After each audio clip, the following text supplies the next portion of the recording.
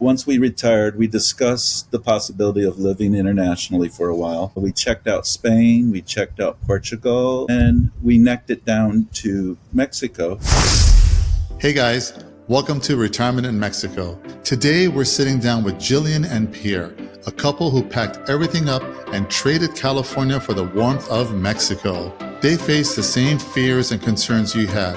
Will we fit in? Is this the right move? Are we making a big mistake?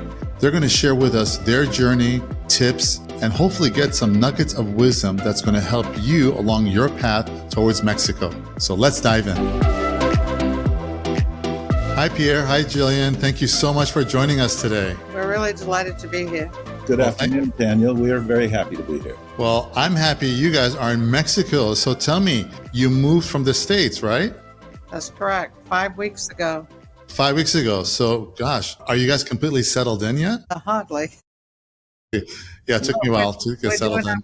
We're doing our best. Cool. So where in the States did you guys move from? We came from California, Northern California. Okay. And had you guys been to Mexico before? We've been to Mexico many, many times. I worked for a company that did a lot of international business, so I would come to Mexico City a lot. And then later on, when Pierre and I got together, we traveled pretty extensively in Mexico.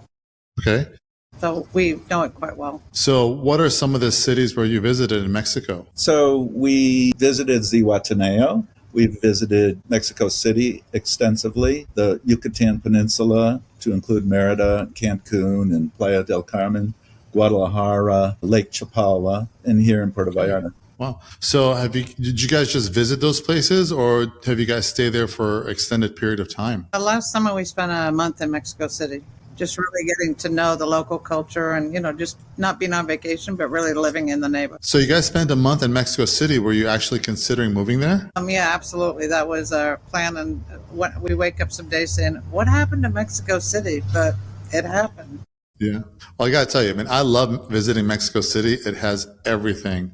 It's got some amazing galleries and museums and restaurants. So I'm kind of curious, where did you guys stay in Mexico City, and how was that experience for the whole month that you were there? We stayed in a condo in the Condesa district. Beautiful where we area. Could walk to shows, we could walk to the restaurants, and we felt really, really comfortable, and it was a very enjoyable environment. All right. And then ultimately you decided to settle where? Well, actually, we came to visit our friends in Puerto Vallarta. We have some friends that I've known for 40 plus years. Okay. And we just sort of came to hang out with them. And then, I don't know, more that we thought about it, and we started looking at some places here. We said, well, maybe this is a possibility, but still really leaning towards Mexico City until I saw the view. The ocean, right? The ocean, yeah. Yeah, well, Mexico City, it's a big city, but it's not by the water. So you guys came to Vallarta right after Mexico City? We did. We spent the month of June and July, half of June and half of July in Mexico City. And then we came to Puerto Vallarta in November and spent about 3.5 weeks here in Conchas Chinas. Okay. So was that your first time in Puerto Vallarta? No, we had come, was it the November before? I believe we were here the November before for a fairly brief visit. We'd been to Ajijic, Guadalajara. And Guadalajara, and then we just came here to visit our friends. So we had been here before. Okay. So during that time, were you guys considering leaving the United States, or you were just kind of vacationing and visiting friends? So over the last few years, once we retired, we discussed the possibility of living internationally for a while. We checked out Spain, we checked out Portugal, and we necked it down to Mexico. And the primary reason was the proximity in and out of California to Mexico is very easy, and it's close to our family. Yeah. We have grandkids, so we don't want to be too far away. Okay. And they're in Northern California as well? Well, they're in Oregon and Sacramento and other places too. Yeah. Well, it's nice. From the Puerto Vallarta International Airport, there are a lot of direct flights to the big cities in the United States, so that within 5 hours max. You can pretty much be anywhere in the big cities. So that's really convenient. So tell me, like, how's it been this last 5 weeks in Puerto Vallarta? So how's your life changed? I have to go back a little bit to say that I think Pierre was all in and like, we're moving here and this is it. And I was still like, well, we could keep our house. But I think as soon as I got here and I lived in the place for 2 or 3 days, I'm like, okay, this is it. I'm going home, selling my house and getting back here as fast as I can. So I don't know. It's been great. I mean, we're juggling with a whole lot of new things, like how to work with Mexican banks and contractors and all this other stuff. But we survived so far. And, every time it's a tough day, again, I'm going to say this 100 times. I just look at the view and I say, I live here now. It's okay. It's going to be okay. The view is magnificent. Yeah. So that is what made this place something that we really wanted to do. And then as we get around the town, we've been to several philanthropic events. The people are very, very generous and opening to us. And so the food scene here is great. Yeah. So it's been a combination of really entertainment and just the environment. It's a very relaxing environment. Yeah, I mean, Vallarta is often called one of the friendliest cities in the world, and people are very forthcoming and nice and very helpful. So, Gillian, you mentioned something about the banking. So what's going on with the banking? What challenges are you having, and have you found any solutions? I get my solution really is just to keep being persistent, hoping. I do a lot of fingers crossed, wire transfers have been sort of a little haphazard. Mm-hmm. One of them went missing and whatever. But I mean, eventually we all, I think, expect like it'll just happen. And sometimes you just wait a few days for it to resolve itself, which is a difficult lesson for us to learn, but we're getting better at it. So have you opened up a bank account here in Mexico? Yeah, Okay. We opened up a bank account with a bank here that we were recommended. We live in a condo, and we have an administrator who's pretty helpful in terms of giving us a lot of information about suggestions, and also the expat community and our friends. Our friends have just moved here full time 3 years ago, so they're pretty new at it too. They remember what it was like, and so we get a lot of generous information from a lot of people, Right. giving us info. I would add to that, a lot of folks have blazed the trail before us. And so one of the lessons learned is to lean on those who've done it. And so it's been very, very helpful. So a question, some people are concerned with living in a condominium building. They say, there are a lot of owners dealing with the HOA. So in your 5 weeks of experience living in a condominium building, how has that been? Well, we actually had considered making an offer on a building that our friends lived in, and we felt very comfortable with it because they are on the board and they know intimately all the finances. So it was a little scary not to buy in that building and to go somewhere else. We did an enormous amount of research. You can see all the what do I want to call it? The minutes basically from the last meetings, the financials. We really dug through them and we felt comfortable about the fact that it's only a 10-unit building and everybody was paying their dues and it was all up to date. And so we really did a lot of research into that, and we actually settled the day before the annual homeowners meeting. So we got to attend and we got to meet everybody, and it's just and also look at things like what are the rules in terms of how often a unit can be rented out, because we didn't want different people in all the time. So ours is a minimum of a month, which we felt comfortable with. But there's the same people rent every year. It's sort of and people from all over the world, by the way. There's some interesting people that own. And so one of the things as a buyer to beware is how solid the financial statements are for the condo. And so fortunately for us, this building is 100% paid up, is 100% occupant, and there are reserves. So that was important to us to make sure that there was a solid foundation financially. Sure. And those are like contingencies we have in purchase sale contracts, the reviewing of the, like you said, the financials for the condominium association for the last couple of years and the current budget, as well as looking at the minutes like you guys did for the assembly meetings for the last couple of years. And in Jalisco, the annual assembly meetings are supposed to take the first quarter of the year. So it was perfect timing for you guys. Like you said, the meeting was happening. Yeah. And you guys were able to get information right on the spot, right? And every time I don't see Pierre, where's Pierre? Oh, he's at the pool chatting to somebody. So it's become like a social ground. Yeah.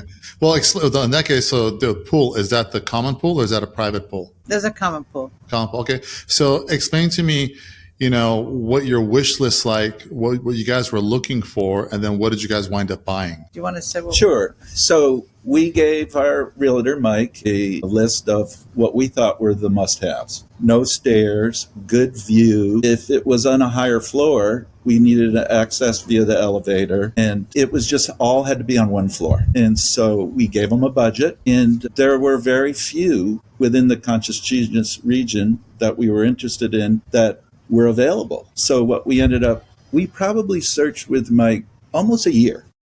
Okay. Looking. And then finally we changed. We go, you know what? What if we added stairs? What if we had 2 floors? And let's raise the budget a little bit. And so when that happened, Taniel, it opened up a tremendous amount of other options. So I think our biggest lesson learned, Gillian, was we need to be flexible, right? Understand what is a must-have and a nice-to-have. I mean, I say that every day when I'm walking up my stairs to the next level, I say, wow, this is really great. I'm getting so much great exercise that I never imagined I would be getting. I mean, so it's fine. It's totally fine. Yeah. We just have to be much more flexible. And what we got is not anything how we began, but we love what we have. Yeah, and that's something really important, Pierre and Gillian, that you guys brought up, is being open-minded and being flexible, because sometimes people are just very rigid. Like, this is what I want. If I don't get it, then forget it.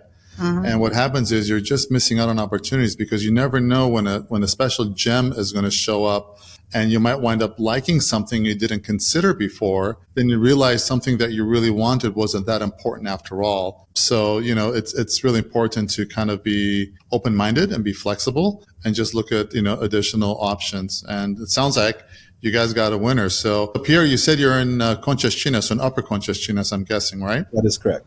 All right. So how close are you guys to your friends? Your friends live in Upper Conchas Chinas, or do they live somewhere else? So they live in Conchas Chinas, Upper Conchas Chinas. They live about 800 meters from us. Okay. So it's up and down on top of things. I used to live in Upper Conchas Chinas. Yes. It's really, you know what? Just walking in the neighborhood is great exercise, because it kind of goes up a little bit. It kind of flattens down. It kind of goes up a little bit. Kind of like you're on, what is that called? One of the treadmills. So yeah, it's like the stair stepper or something.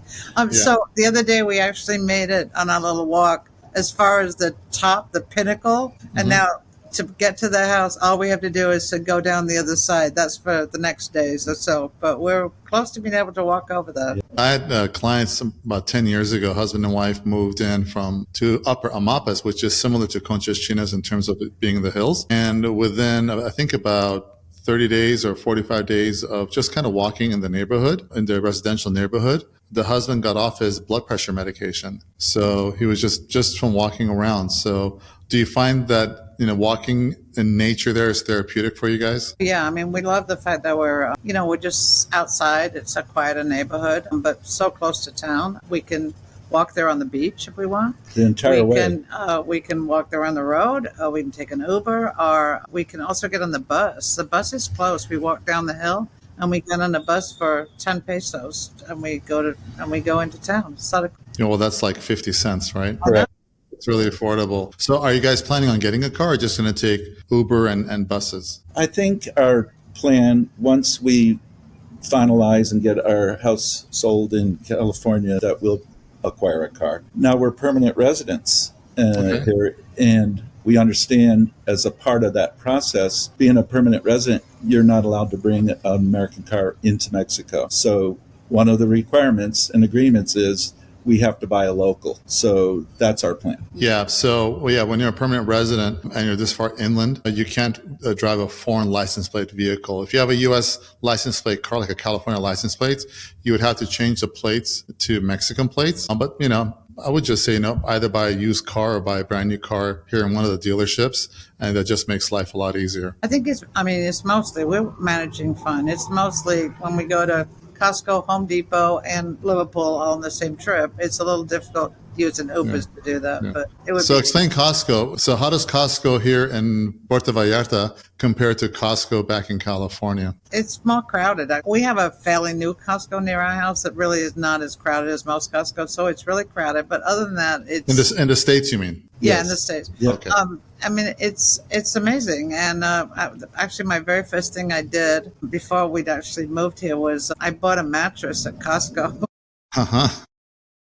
And it arrived, so we had delivered to our friend's house. It's one of those ones you open up and it grows, after you Yeah. take it out. So they've been great, actually, because I bought a few things from them, and they have customer service that will speak to you in English, which is really helpful. One difference here at the Costco, if you use your American Costco membership card, you don't get the rebate if you buy here in Mexico. So Gillian went ahead and set up a Mexican membership, and so we get the rebate. Yeah, I mean, and it's really easy. You just kind of go up to the counter, fill out the form, take a picture, give you your card, pay the fee, and you're done. Yep. Yeah, It's big really fan. easy. Yeah. We love Costco. Actually, when I go to Los Angeles to visit my family, I use my Mexican Costco card to get in, and it's not a problem. I've got two. I know I got to show you how to have a dual You got it Costco covered. cards.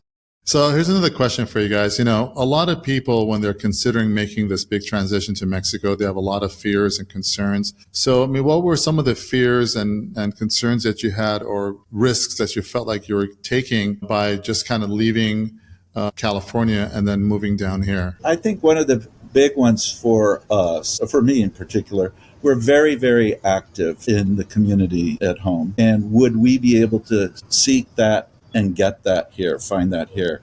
And I got to tell you, we've been to the Botanical Gardens fundraiser. We went to the Abused Women Shelter fundraiser. So we're finding a lot of the very similar things that we were in tune to at home. They're here. Yeah. Yeah, there are a lot of wonderful organizations and charities here for the community. So there's a halfway house, for people that have medical conditions, some of that are disabled. There's a senior assisted living center. The Botanical Garden's great. There's a Make-A-Wish Foundation. So if you're the type of person that likes to give back to the community, definitely this is a wonderful place where you can do that and contribute. So that's great. I think Yeah. in terms of concerns, though, we've traveled a lot, and we hear all these stories. We have friends at home like, "Oh my goodness, what are you doing there? It'll be so dangerous at the cartels," and we just like, "Yeah, right." I mean, So explain that. Yeah. So these are some of the concerns. It's kind of like I hate to say like the generic, fears. Oh, there's a cartel. Are you sure you want to go? Is it really safe? So what would you say to that? I mean, I don't know. At some point, good for some, fairly close friends. I just stopped listening to them. Like, why are you taking away my dream? That's just silly. We know it's silly. And so we feel completely safe always. So interestingly enough, on the safety issue, we found a very recent report of the top 10 safest cities in North America. Merida's number 2. So, when our friends and family say, be safe down there, I have never felt unsafe. And that's my reply back to them. It is very safe. Yeah. And of course, every country, every city has shady little neighborhoods. And if you're doing something, questionable, if you're partying, you're with the wrong crowd, or you're walking down some dark alley, 2 a.m., of course, something can happen, but that's anywhere. That's Los Angeles. That's, it could be, San Francisco. It could be Dallas. It could be PV and everywhere. So you just have to use common sense. And when you were in Mexico City for a month, did you ever feel uncomfortable or scared? Not ever. No. I mean, we were, we walk all over the city. And so on Sundays in Mexico City, and I think this is a common occurrence around Mexico, the main thoroughfares, they shut down for automobile and bus traffic, and they open it up for foot traffic and bicycling. Yes. And so right through the heart of Mexico City on Paseo de la Forma, every Sunday, massive sets of families enjoying the outdoors. Yeah, I've been there on numerous occasions when Sunday the streets are blocked, and it's just for pedestrians walking, getting some a nice fresh walk and exercise, and going to cafes and restaurants. It's wonderful. Yeah, I love it when they do that over there. So, question for you, Gillian. Earlier, you guys were talking about contractors. So are you guys renovating your place already? And what are you guys doing to it? Yeah, so the plan was to come down here and stay for 2.5 months to begin with, to just sort of get, feel the understand the space, feel the space, live in the space. So we've been here for 5 weeks, and already, we we made some decisions. We've got people in here right now doing some electrical outlets. Our kitchen had like 2 electrical outlets, so we thought maybe we need a few more than that. It's weird. When you come in, there's a jacuzzi when you walk in, and everybody's like, "Oh, what is that?"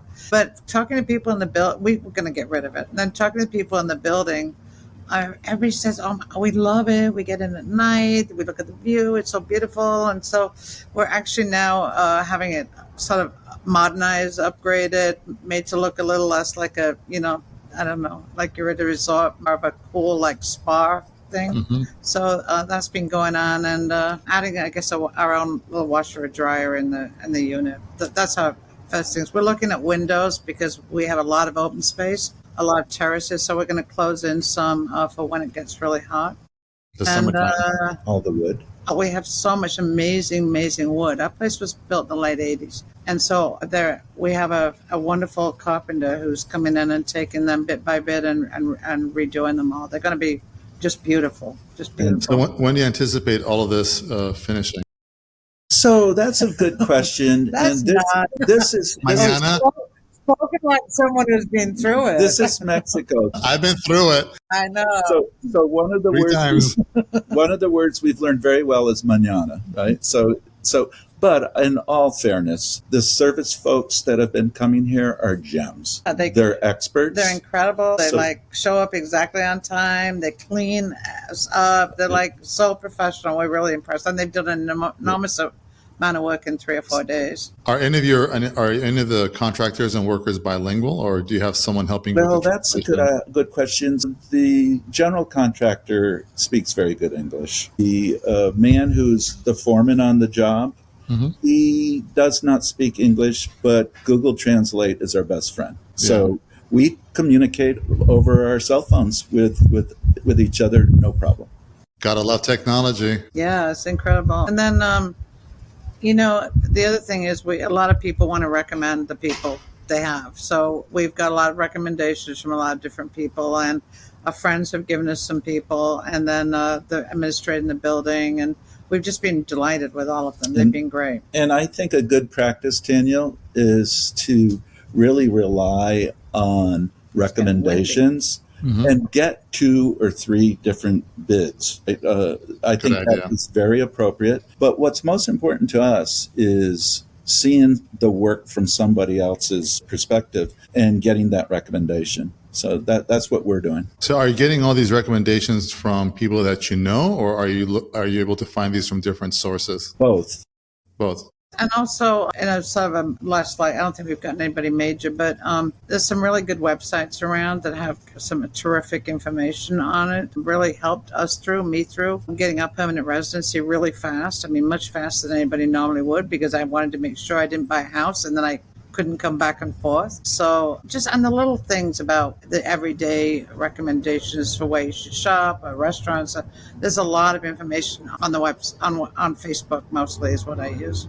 Yeah, there are a lot of Facebook groups in Vallarta. Correct. So which Facebook groups do you guys particularly follow? So the one that's like my Bible really is Puerto Vallarta, everything you ever wanted to know. And, the woman who runs it, I've met her twice now at different events, and I always go up and I very effusive about how much I appreciate that site, because I know it's a lot of work.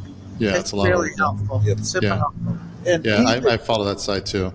Even the legal services, and so, for example, on our effort to become permanent residents, mm-hmm. we hired an attorney, and she worked us through the process, and it was really, really easy. You hired an attorney here to help you out in Vallarta? Well, she basically at this end to sort of catch us at this end. So we did all the work there, but once you arrive here, you have to go to get your actual card, and so she helped us with that. She took us to immigration and it was very streamlined.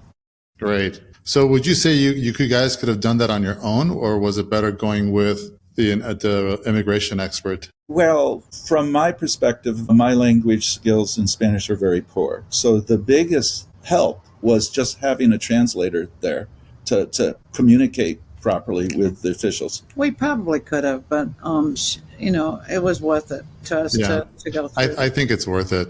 Yeah. Some people do it on their own if they got the time. But sometimes what happens is, depending on, who you see at the immigration office, you sometimes don't get all the requirements, the list that you're supposed to bring. So you think they gave you the definitive list. Yeah. So you go, you put everything together, you go back and they go, but you also need this. Yeah. And you're like, well, that wasn't on the list. They're like, yeah, but you need it. Yep. So you have to reschedule and go back. And all of a sudden, you also need this. Yeah. And it's not just the immigration office, it's other places. So I'm all for, I don't have that luxury of time. I'm kind of busy with what I do.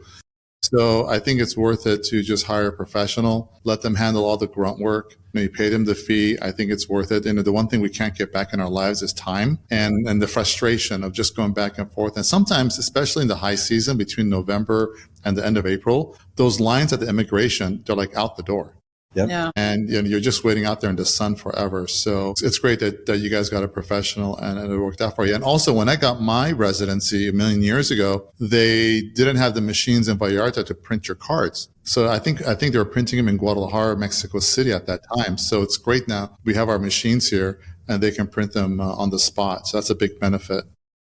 But we do laugh about one small hurdle we've had, and that is getting the electric billing to come over to us versus the prior owner. And to your point, we've used staff to help that process, but we're not quite there. Just beware, like you said, sometimes it requires 2 and 3 times to go back. Yeah. And it just has to be patient. I mean, things are done a little bit differently here. There are some things that are similar, but some things are complete opposites. So I think, getting frustrated and blowing a gasket is not going to help anyone as much as you want to, especially when they don't give you the definitive list of what you need. Yeah.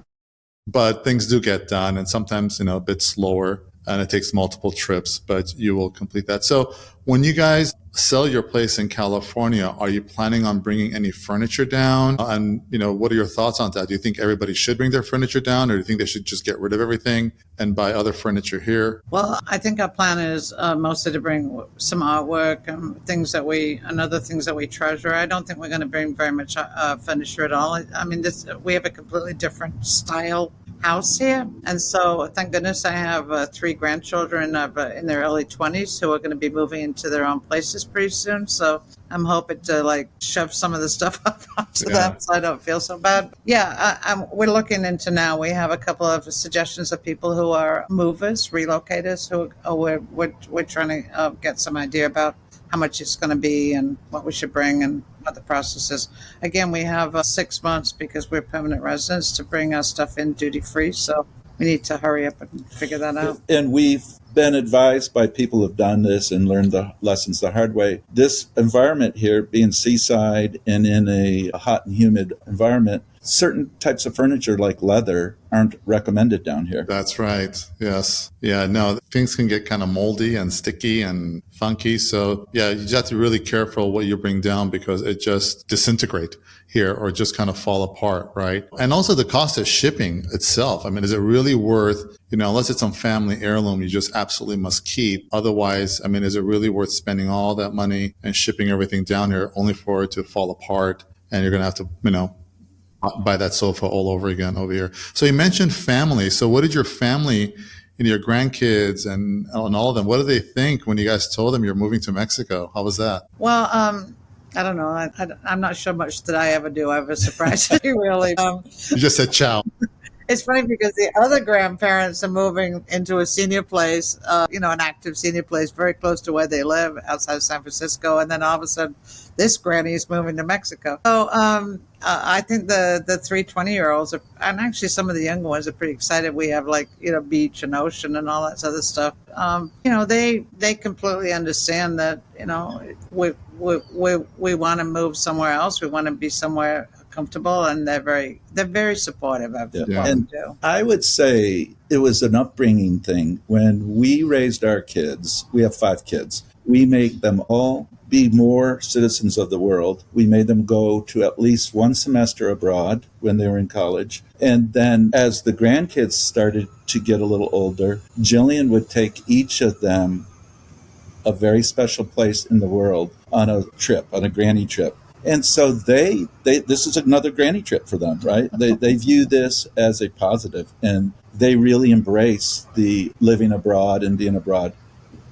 Our granddaughter just spent a year in Copenhagen, going to school in Copenhagen, and we just have really created an environment for them to embrace and accept that. Well, when I moved to Vallarta 2003, all of a sudden I became a hotel for the first few years. Family and friends were coming down. Once you show them the beach and the views and the views from your place, they're going to start packing their stuff and come down and staying with you guys, right? Yeah. We've got the first one is coming in a week or so. She's just finishing up architecture school, 5-year program. It's her very last trip with her school. They're going to Guanajuato. And so she's going to come here before. So we're already going to have her make, her architectural design. She's going to provide for us for our new place. So, no, we're super excited. And the other one is they can come through, is it Tijuana? Yes. If you park your car in San Diego airport and walk across the street, literally, to the Tijuana airport, you go through customs. From Tijuana to here, you can get $50 airfares. Yeah, I've flown to and from Tijuana before and just kind of walked across the border. Yeah, it's really easy. Really cool because it's expensive right now. So we're trying to figure out cheaper ways for them to come. We have a friend we met in the building. Well, now a friend who's going to do a video. He's done it a few times. He's going to make a video of how easy it is, so we can show it to all the people that want to know. So you said something about it's cheaper flying. How does the cost of living in Mexico, I know you guys have been here for five weeks, but you lived in Mexico City for a month. So how would you compare the cost of living in Mexico versus your life back in Northern California? So we did a little research on that, Taniel, and you can actually, on this one website, say where you live and where you want to go, and they give you cost of living index comparison. So we compared Sacramento, California to Puerto Vallarta, and it's 56% cheaper to live here. Now, for example, the housing costs are much, much cheaper here. Yeah. Eating out. Property tax is much cheaper here. So property taxes, I would say are so about $1,000 a year for our place, and in California, similar place is probably 5, 10, 15 times that. Yeah. And how many square feet is your place now in Puerto Vallarta? Well, we downsized. No, we're kidding. They count square footage differently here, but we have a lot of terraces and decks. So it's 5,300 square feet. It's insane. But it's mostly terrace and deck. Was that downsizing or was that? No. But one of the things I have to say too is we have internet, and that went pretty well in terms of getting that. And we have fiber optic to the building, and our internet is incredible. We don't have the highest level. We just have sort of a middle level, and we pay $25 a month for our internet. It's incredible. Okay. So, question: has Puerto Vallarta or living in Mexico so far met all your expectations, or are there things that you're missing that you can't find here?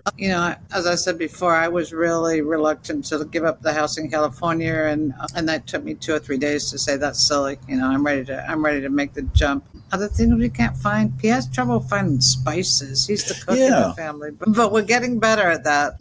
Finding there's 3 or 4 places in the grocery store that has spices, so you have to go check it out. There's nothing we really miss. No, and so what value add here is this access to fresh seafood is tremendous. So if you're a seafood lover, this is the place to be. Pierre goes to the seafood market.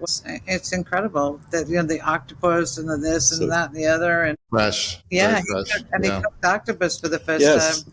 So I went to the December market where the fish market is over there. I know where it is. And a lot of restaurants go there. Yes. I bought a kilo of shrimp. I bought some sea bass. I bought 2 octopus, and I bought some sole. and I made a fisherman's stew. I mean, I really took a lot. It was less than $25 from the market for all that fish. It was for just all of that. Yes. Yeah. My God. I mean, that's, if you just go to a restaurant and order a plate of that, it's going to cost you double in LA minimum. Yeah. Right.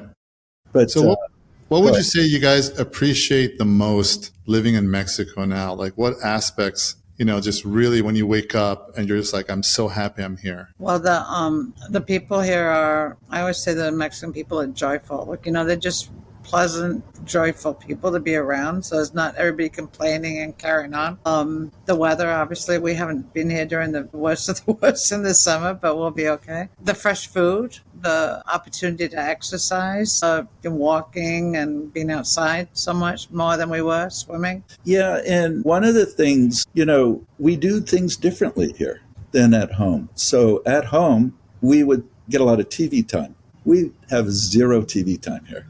Right. And so, not to get too political, the political situation, we tune it out. We don't see it here anymore. It's not a part of our day-to-day experience.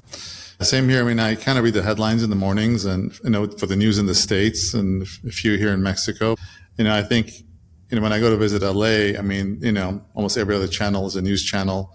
And everything's doom and gloom. So I think people just kind of live on this high anxiety 24/7, and they're just kind of wigged out, for the most part. And I think it's unnecessary. Sure, you want to keep up with what's going on, but it's this constant, negative news, bad and bad and bad. And here, I don't. We just kind of live our lives and we just kind of see what's going on in the world a little bit and move on. Otherwise, you're just kind of all, in a knot, and you can't sleep at night, and everyone is just in a, I don't know, they're just kind of on this polar opposites with everything, and it's just not healthy. So do you find yourself like your anxiety level or your stress level is different here? Well, I'm weaning myself off slowly because that was a big part of my life back then. So, I still am sort of dipped into it. And in fact, it's interesting because I'm sort of used to hanging out with people that's all we talked about 24/7. Here, people don't want to talk about it. They're like, no, I'm done. I'm just exactly what you said.